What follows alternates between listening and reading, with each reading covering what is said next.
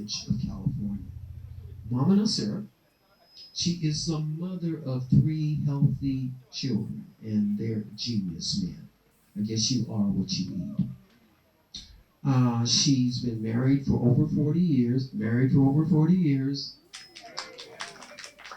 a noted vegan chef with cooking and catering experience. She's been on a plant-based diet for over 40 years and a vegan for 17 years.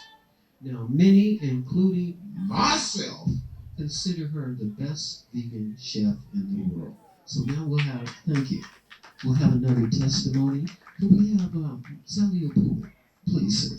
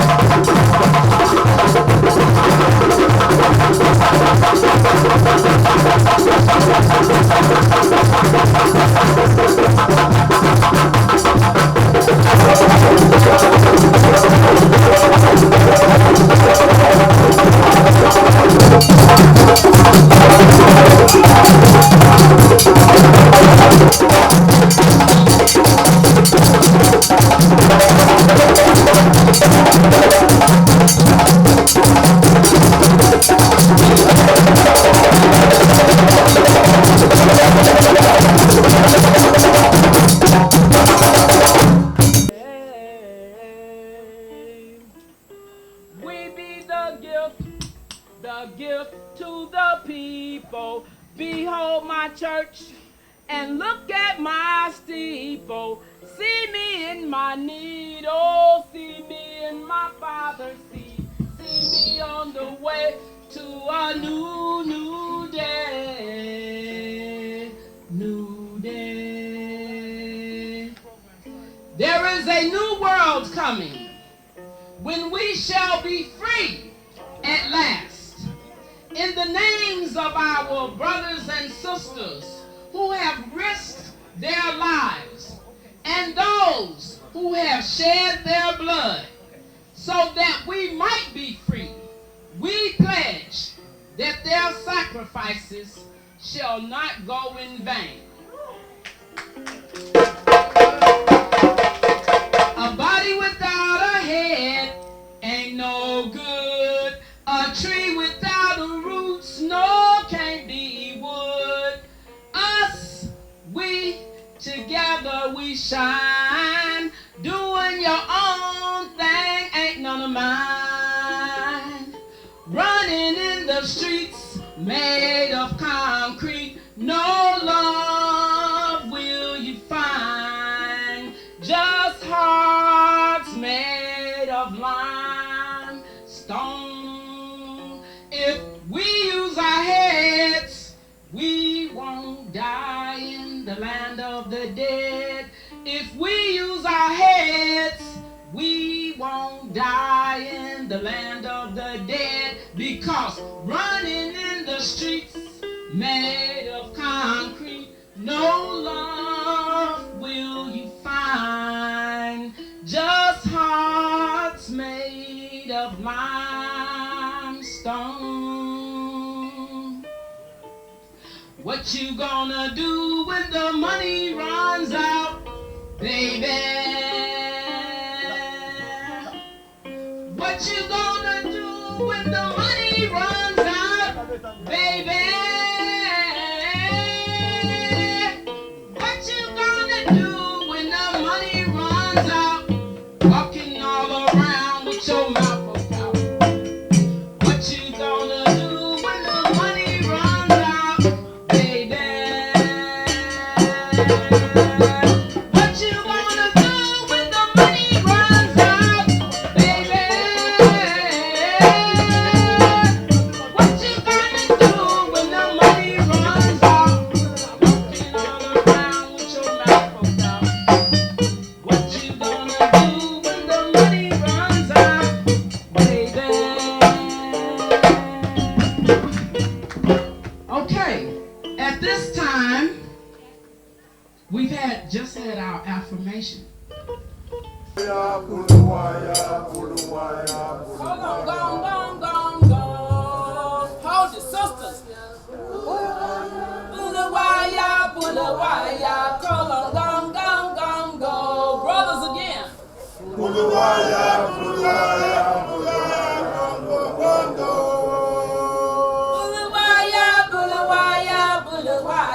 call on, go. Call on, go. Bulawaya, call on, go. Bulawaya, call on, go.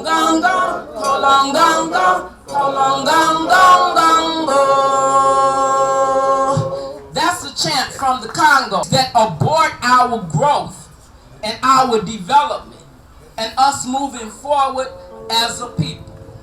Okay? When you say abort, that means to stop the growth and development of.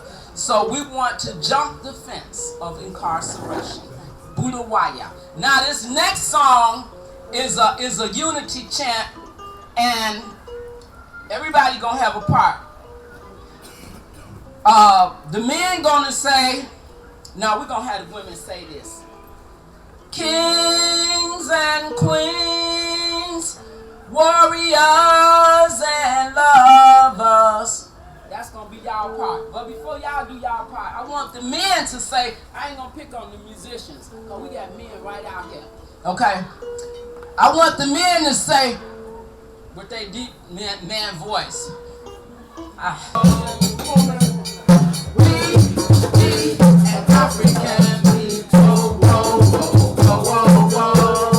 Ladies,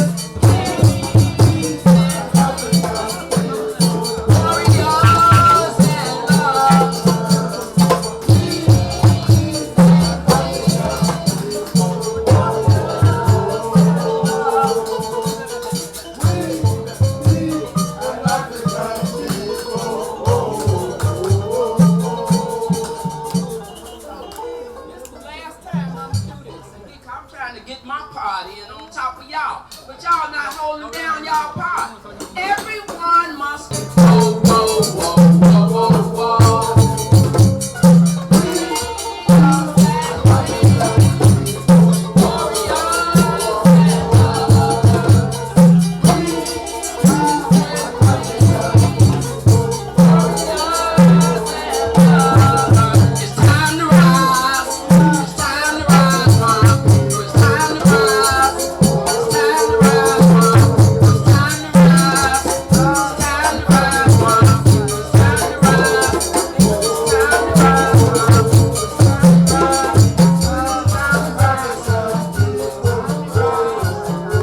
Helps us to what?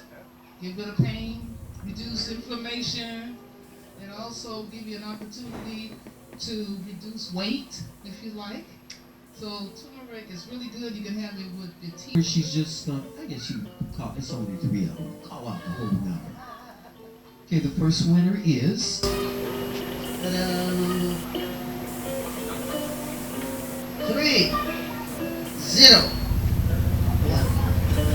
301. 301, please. 30. There's a winner. Come, come, come.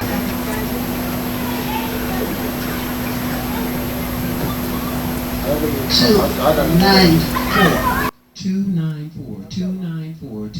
There you go. 287. Sister Shanice, I am privileged to be here today in celebration of Mama Nasira on your wonderful, wonderful Earth Day, a big special number. And don't you look beautiful? Doesn't she look beautiful, everybody? Wow, beautiful. You know, you are a walking testimony of the goodness of your herbs and everything that you promote. When I first made contact with you both, I think you were guests on my radio show. You were promoting your book, your Healthy Eating Vegan book. It was a bestseller on Amazon. And you were sharing with the UK markets and the UK audience the benefits of all your various herbal remedies. And, you know, in the UK, we're very much into alternative medicinal remedies for a whole, you know, for the various illnesses that we may or may not get.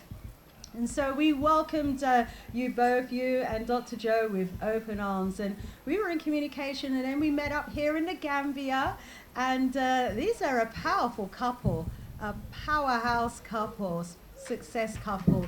The next time, I think after that, when I met you, was right here at an event that you'd organized. It was an international event promoting a vegan lifestyle, etc. And Dr. Umar Johnson was a special guest.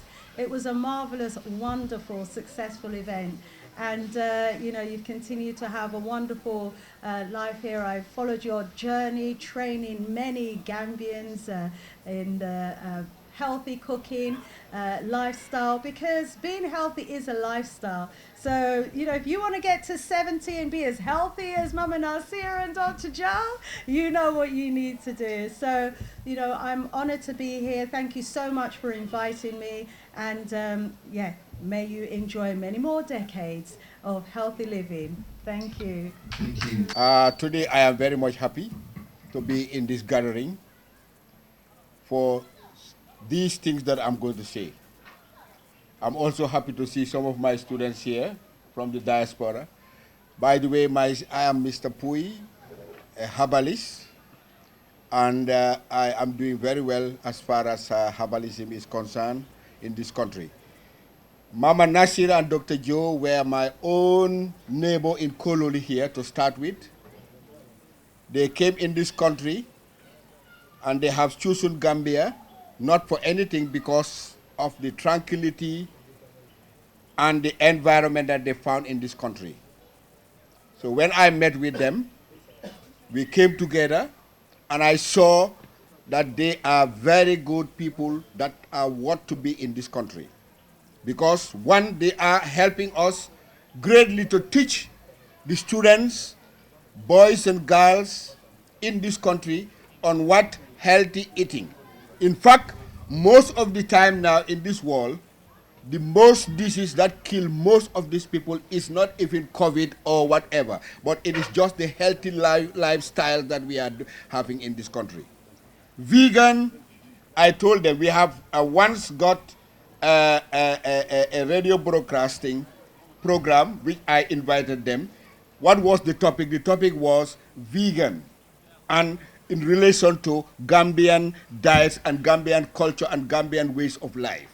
In fact, when I was small kids, we were not having jumbos, we were not having all these nonsense GMOs coming here.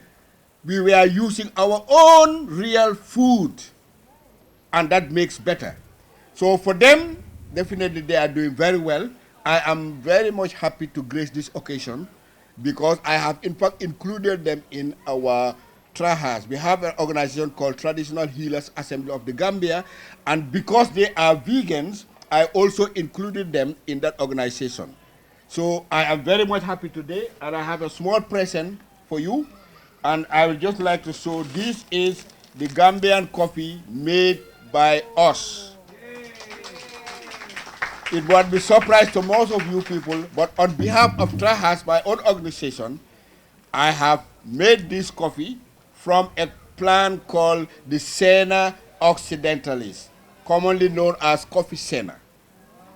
And I also give you moringa that everybody knows. And last, I also give you one of the best teas in this country called mbor mbor. And it's all sacketed. Thank you so much. Sarah and her husband, Dr. Gregory Joe Bledsoe, that's me, Dr. Joe, co-authored 3 books: Spicy Tasty Vegan, Eat Your Way to a Healthy Life, Spicy Tasty Vegan, An Informative Guide to Healthy Living, and Spicy Tasty Vegan Cuisine, An Informative Health Guide for the Melanated People of Color. Now, each of these books contains over 70 testimonies because we wanted people to have a part in it, not just something we said. We wanted people to speak from their hearts. And we have over 50 gluten-free and 50 gluten-free and non-soy. Now, soy is another subject we can talk about, but just know that there have been some soil casualties. Okay, so now, could you please raise your hand if you'd like to say something for Mama Nasira? It's a joy and a pleasure to be here, Mama Nasira, many more moons. When I first met her, I fell in love with her. Her birthday's on my eldest son, so it was an immediately connection of understanding and spiritual awareness. My love for her will never die. She is such an amazing woman that I pride myself in her footsteps to go after her and being a recovery life coach and how I recovered my life with healthy eating. I'm a diabetic and I lost feeling in my toes, and I never share this. I have feelings again. So by just healthy eating, taking away the sugar, getting exercise, and of course the beautiful sunlight, anybody can change the trajectory of bad health to optimal health. This is what these people offer. And together we can. I just want to say thank you. It's so wonderful to be here and to share your celebration. I love you. Spicy Tasty Vegan Cuisine, An Informative Health Guide for the Melanated People of Color, became the #1 bestseller on health and nutrition on Amazon. And today it is still #1. Her other book, thank you. Her other book for the general public became #1 in the UK, and it still is. The point being that if those people continue to take the procedures in the book, that means that their third eye will open up more, or they will feel more and become more human, which means we can live better on this planet together. So Mama Nasira's quest is not just for the individuals, but it's for everyone on this planet. Is there anyone else who would like to say something? Please come right up. Good afternoon. I'm from UK. Mama Oh, I love her so much. I tell everybody that I have a mama in Africa, and it's this lady. I'm going to tell you a story about how I got to know her. It starts in UK. I was going to Gambia, and I was in town, and I met a young girl. I hadn't seen her for a long time, because she travels around Africa and stuff. Very young girl, I think she's 25, 27 at the time. And I said to her, I haven't seen your mum for a long time. Can you give her a message? And can you tell her that I'm going to the Gambia? And she said she would. And that's the last time I seen her. I came to the Gambia. I wasn't very well. My eating wasn't very good. I'd lost a lot of weight. And I met a lady named C. And she said, I know somebody that can help you. And I said, yes. And she said, yeah, she's having an event. Let's come with me to her house. So I did. At the time, I think I made a phone call, and I think C was already at the house, and I was going to meet her there. And I told her about this young girl that I had met before. She said, I've met a young girl from Leicester. And I don't remember if she said her name. And she described it to me. And I said, no, I don't know who that is. When I got to Madame Zira's house, I walked through the door, C&C, smelled the food. You know what it's like when you walk in that house. It's just got an aroma. Oh my God. I walked in the house and I seen the same young girl that I'd seen lastly in Leicester, just before, days before I actually came to the Gambia. And you know how we say how energy moves and stuff like that? The same young girl who I gave the message to tell her mom was in their home. Madame Zira and Dr. Joe, they've got very open hearts, and they was helping this young girl. They must have just met her on the street, I believe, and she was in a dark time, and they met upon me both, and they took her in.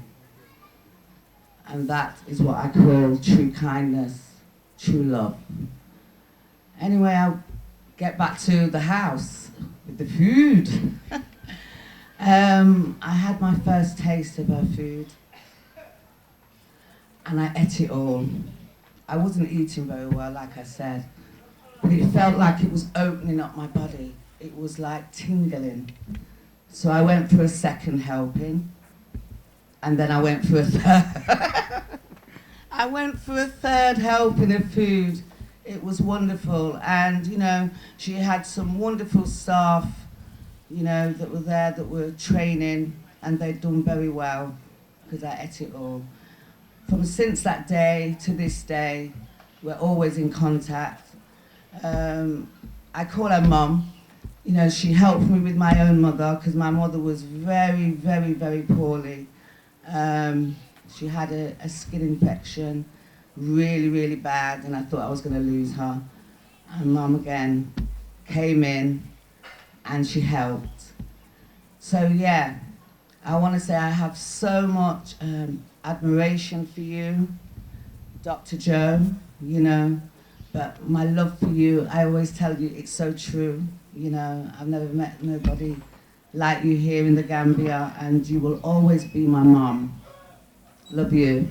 Love you, Dr. Joe. Because of all the dust that we have in the Gambia, where we have like about a 50 to 60 mile stretch where they've been digging up the road for over a year. Well, I guess it's been a cumulative effect, and it started to mess with my respiratory tract, and I had to clean out, and I felt pretty bad because I'm usually in the tops of health because, hey, I'm with Mama Nasira. Well, I felt so bad, I got up and wrote my last will and testament, okay?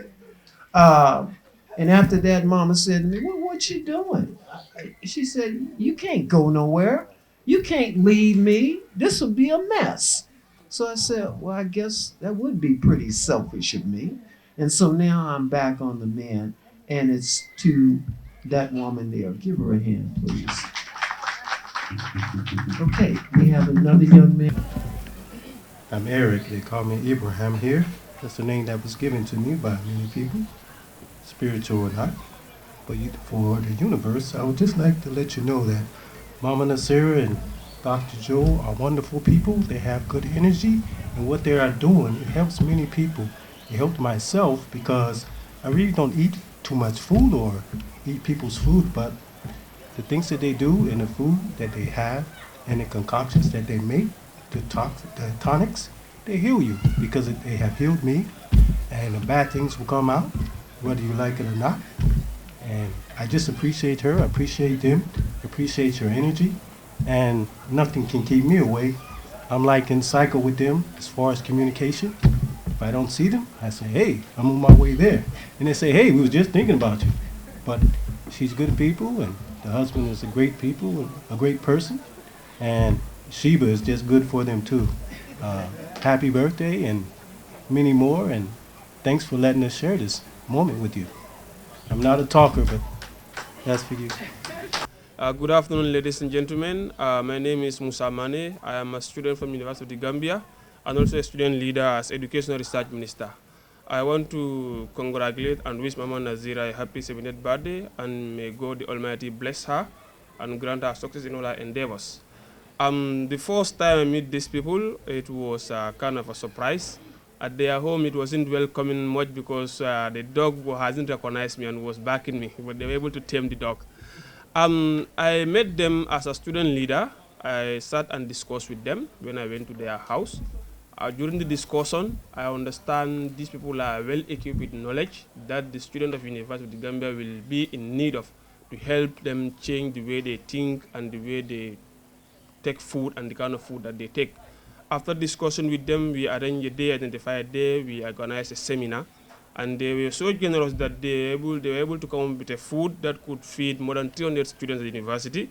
They brought it at the university during the seminar. They have a break of 30 minutes or so. After explaining the importance of those food items that they brought, they were prepared in the presence of students. Some students were involved. They served students. Some couldn't enjoy because we are used to this jimbo, tak, jonge, safsafal. But after taking it, many called me to say, well, these people, the food they bring was very medicinal. Because when they reach home, if you use the restroom, you're able to see certain things coming out of them. They understood that the food items that were given and that were explained during their presentation has health benefits, and that will help. So since then, I don't want the relationship to end there. I continue the communication with them. Less than 2 months, we had another seminar at the University of the Gambia in Farababanda New Campus. Students were very happy to receive them. It was a history class. So all the students that were there understand the importance of the food item that they brought, the groundnut, what food they need to avoid, how they can help themselves improve their living standard to avoid being sick. You cannot be healthy in the absence of good food. And to be a productive citizen, you should be healthy to be able to serve your country in all aspects of life, failure of which a country cannot go. For us to go, we have to be healthy, and we cannot be healthy in the absence of good food. After the discussion, many students understand what they were explaining.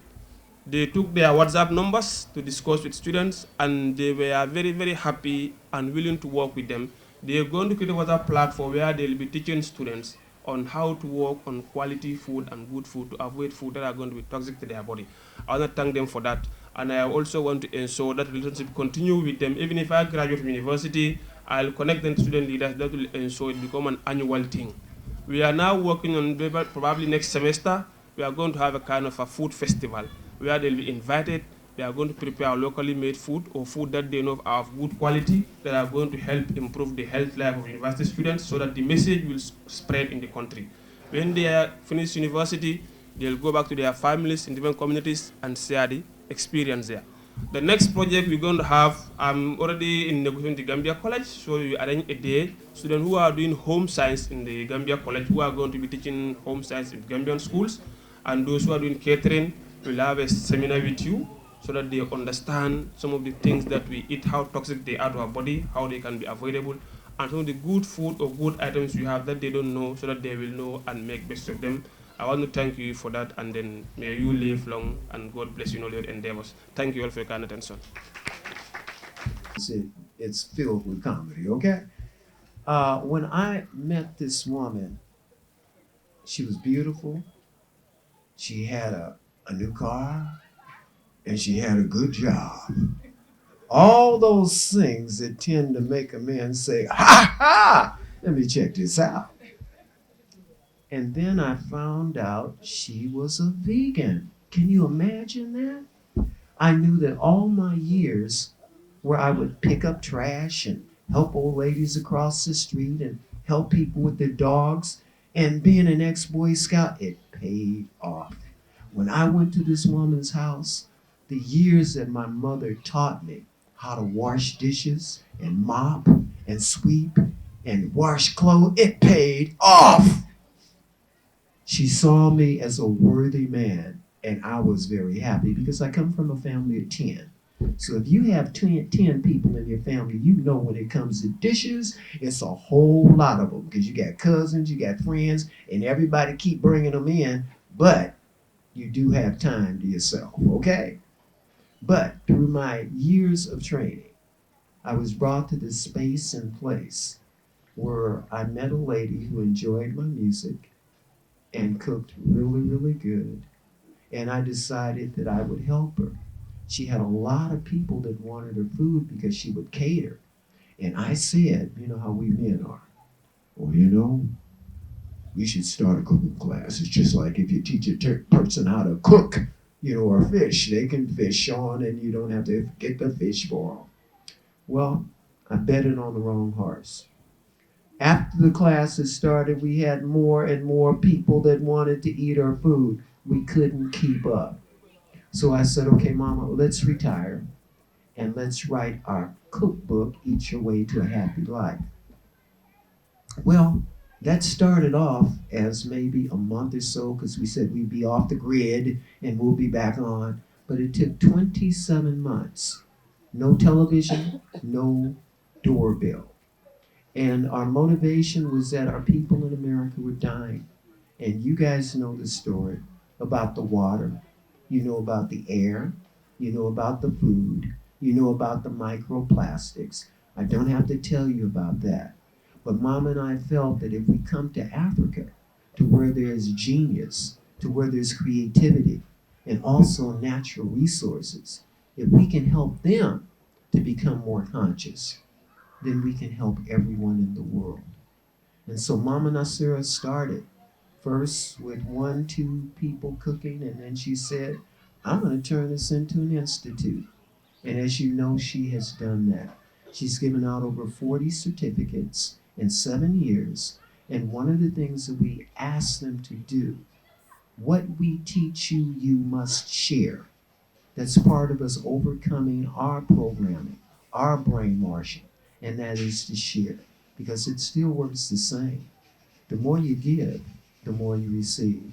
And at this point, I'd like to give you the woman of my life, the woman of the world, because you know about that concoction, okay? The president of Madagascar used it, and blah, blah, blah, blah. That's another story. But please, give a round, warm applause for Mama Nasira Ajila.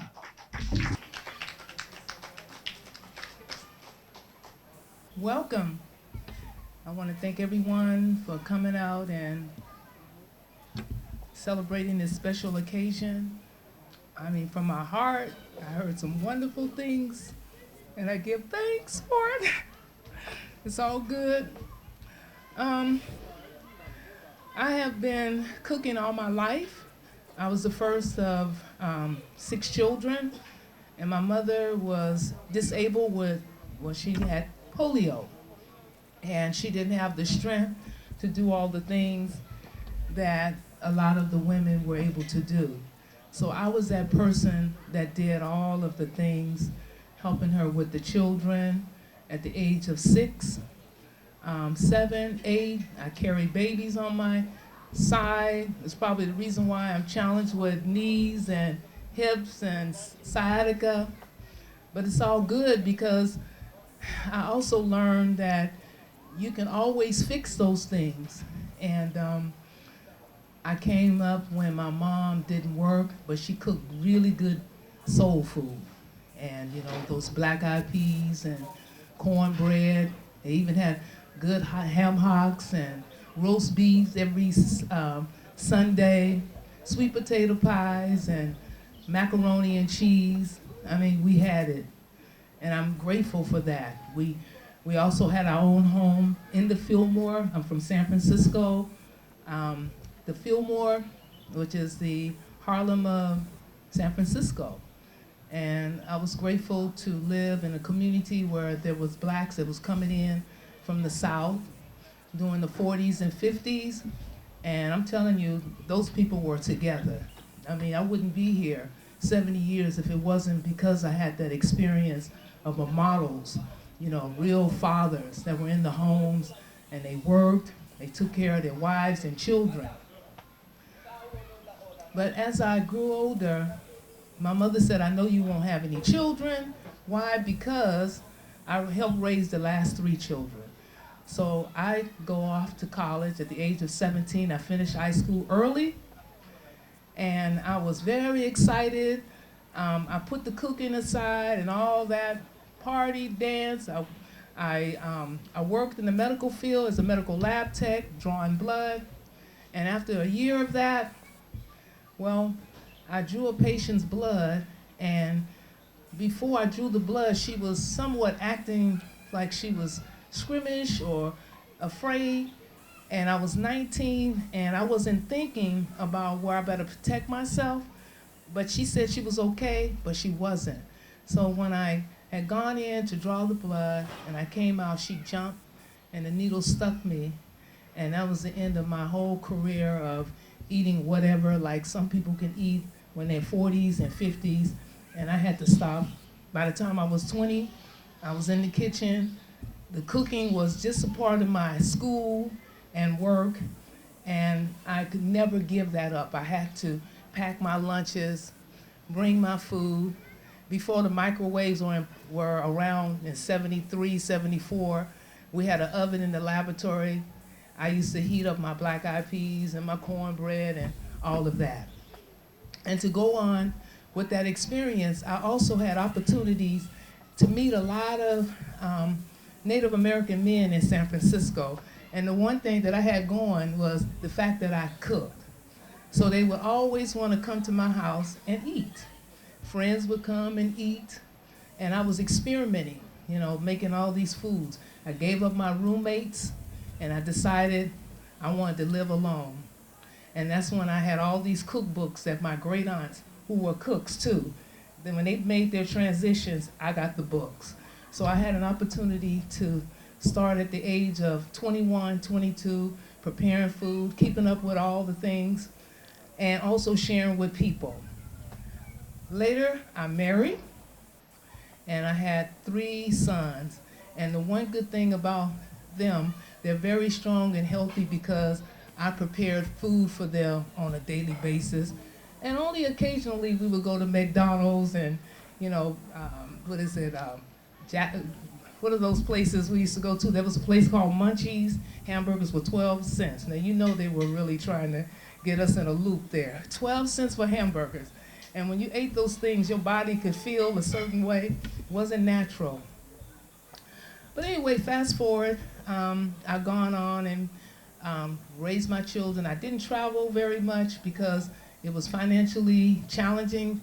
So I had to raise the children. I wanted to make sure that I sacrificed for them, and I did that.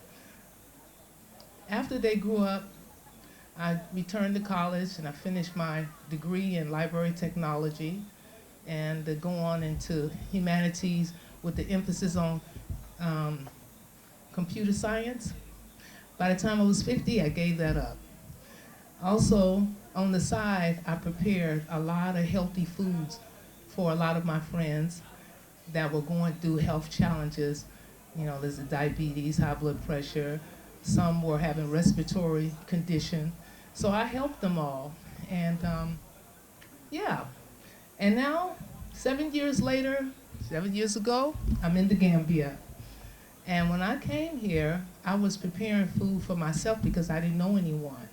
So I had an opportunity to have some ladies to come in and do housework, everything in the house. And I was preparing food for them. And then finally I said, you know what? You guys are gonna help me put the food together.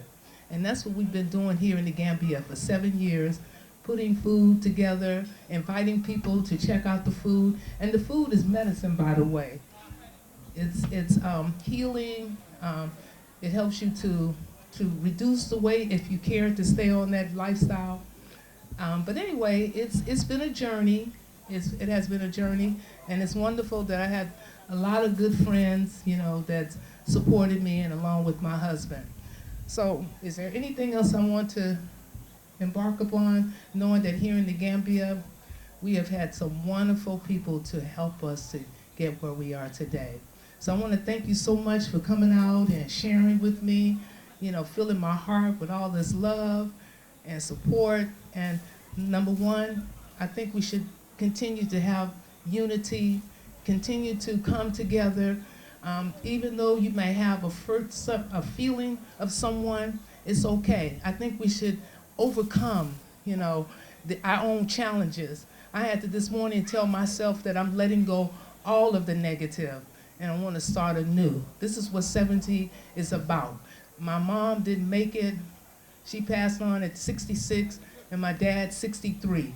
So I'm really in a position to keep it going. Thank you. Many students that she's imparted her wisdom upon and also her experience. So we have some graduates here. Mike? And Mama Nasira can give you a little background on them.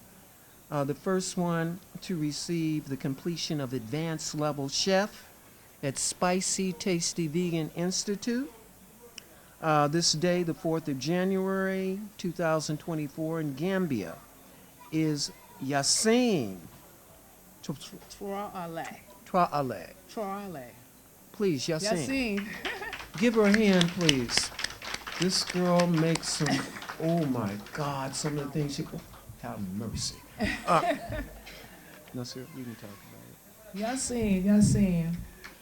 She she's a graduate of the cooking school.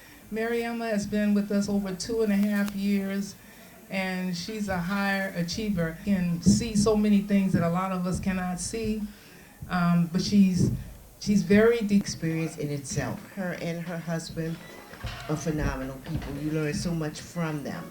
And she invited me today for her birthday party. And I'm so grateful to her for doing that. And I just thank you. I thank my Father in heaven. And it is just wonderful. And to everyone, have a great time. And you will definitely learn from these two people. I feel so blessed to know them. Thank you. Cordu Kandi Born Touré. And I met Mama Nasira about 2 years ago over the telephone. I actually have started illness, a respiratory illness, excuse me, which I'm really actually challenged with now. I can relate to you, Dr. Joe, with all this dust and everything around.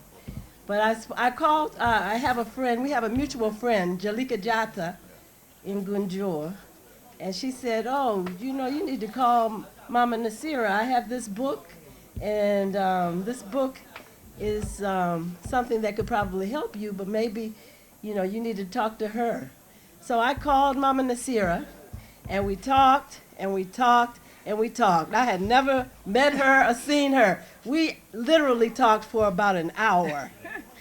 And at the time, I was on my way, leaving, going back to the U.S. I grew up in Washington, D.C., although this is my home. And not until a few weeks ago, at another friend of ours, Sister Akua, we actually met face to face. And I hear different people saying that if you meet Mama Nasira, it's like a bouquet of flowers. It is like the morning sun. I can definitely attest to that. And it's been such a wonder and a pleasure and an honor, and I'm very, very happy to be here to help you celebrate this momentous occasion. Because you know, 7 is a divine number. 7 is a divine, and you are divine, my sister. And I really appreciate you.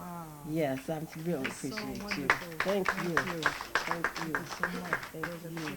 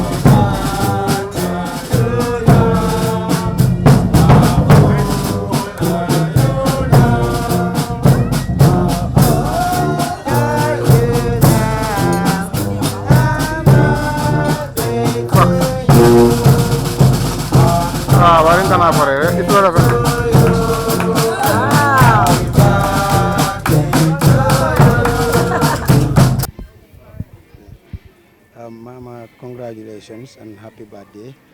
First of all, we want you to share your experience. Of course, it's a joyful day, but also you have been an experienced somebody helping people throughout. We want you to talk to us about the journey and what you have been doing to help people that are in need to live a healthy life. Okay. Thank you very much. You'll hold it. Okay. Thank you so much for this wonderful opportunity. My name is Mama Nasira Ajila. I am from San Francisco, California. I was the oldest of 6 children, and that means I had to do a lot of the motherly things at an early age, such as cooking and cleaning, then going to college and just doing all sorts of wonderful things. But my experience with healing and wellness is at the age of 19, going to college and working, going to school, partying, just doing everything, just enjoying myself. And as a lab tech, I was drawing a patient's blood.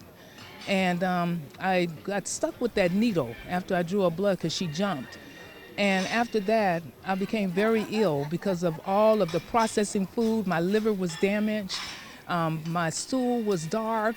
My eyes were yellow. I was really close to death. But because I was young and determined, and I listened to this doctor in 1973, he said, "You need to eat the way your mother raised you." So that's when I started learning how to prepare foods without a lot of meat. I started cutting it down and using more of the vegetables. And then I became, as a Muslim, I was always around spices and herbs. So I took all the different spices and started creating good taste that would mimic the meat. And then as I got older and I got married, I started preparing even more extravagant, wonderful gourmet cooking. When I was in my 30s, I used to have people to come to my house and they would eat. And it wasn't any such thing as charging people because the community, as a Native American, we give and we share. Some of the reason why our country is like it is because we gave it away practically. And also I had the experience in my 40s where I was really preparing food for a lot of the mosque. A lot of people were eating meats. I took the meat out of my food. I eventually took the fish out of my food, and I bought woks to stir fry, my veggies and mushrooms and seaweed. I started making a lot of stews, without the meat and adding all the vegetables. There's a grain that's called wild rice. It has all the nutrients of the bees, the seeds. It's amino acid.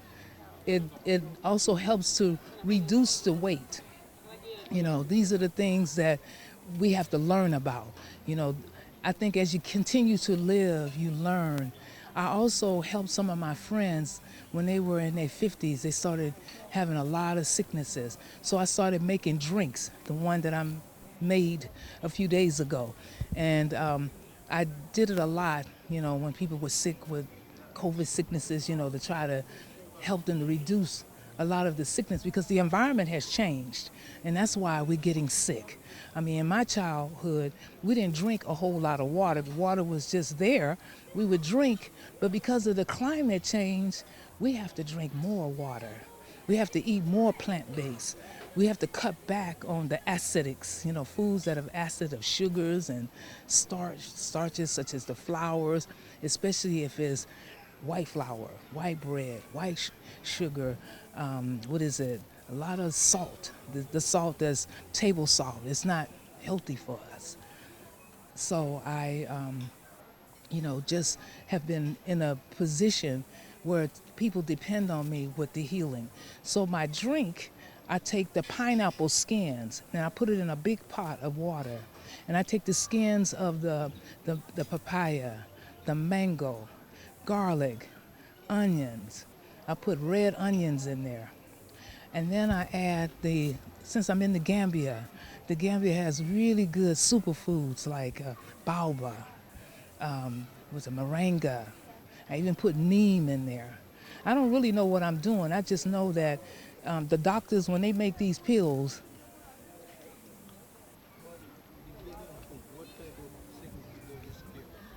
It cures just about everything. It gets, with the sicknesses like diabetes, high blood pressure, and cancer, it really causes inflammation. It's like when you have an injury in your finger, what is inflammation? It's pus, blood, mucus. It's in our bodies, in our guts. In this current trend of shifting from communicable to non-communicable diseases, how important is this kind of nutrition in trying to help to reduce the risk factor of getting communicable or non-communicable and chronic diseases? Well, the one thing I believe that's important, we have to start preparing our own foods. You eat from home. When I was a child back in the 60s, we didn't eat in other people's homes unless we knew those people. And we didn't eat in restaurants. You know, restaurants were, you know, for people that was working and making good money. We didn't do that, and it was a good thing we didn't have a lot of money, because you learn how to eat to take care of your body. There's also blood types. You know, have you heard of blood types? You know, some of us, yeah, my blood type is A positive. So that means my body is so sensitive that I can't eat processed foods, you know, like McDonald's and, you know, all this other people's food, because you don't know what they're putting in there, and I have reactions. For me, I just have followed this journey. You know, like for instance, if I go out, I always bring my own food, no matter what it is. And that way, I don't have to eat something I know nothing about until maybe after I eat my own food. Now, finally, in this era, people are busy, working long hours, making money. As a nutritionist that have spent your entire life on foods and healthy diets, you have a knowledge of it. What will be your advice to the people? Well, I think number one, we have to become more family orientated and prepare these foods together. For instance, here in the Gambia, I'm training chefs, and I've been training them for 7 years. And they have helped me to stay healthy, because with having 4 of them or 3 of them, I said make some beans with okra, onions, and they cut up the greens, the parsley. You know, we need to come together as a family and do it. Or what I used to do when I studied on Sundays, I would stop my studies at 5 o'clock and start cooking. And I would cook enough food to last me 3 or 4 days. So, you know, cooking is just as important as us grooming ourselves.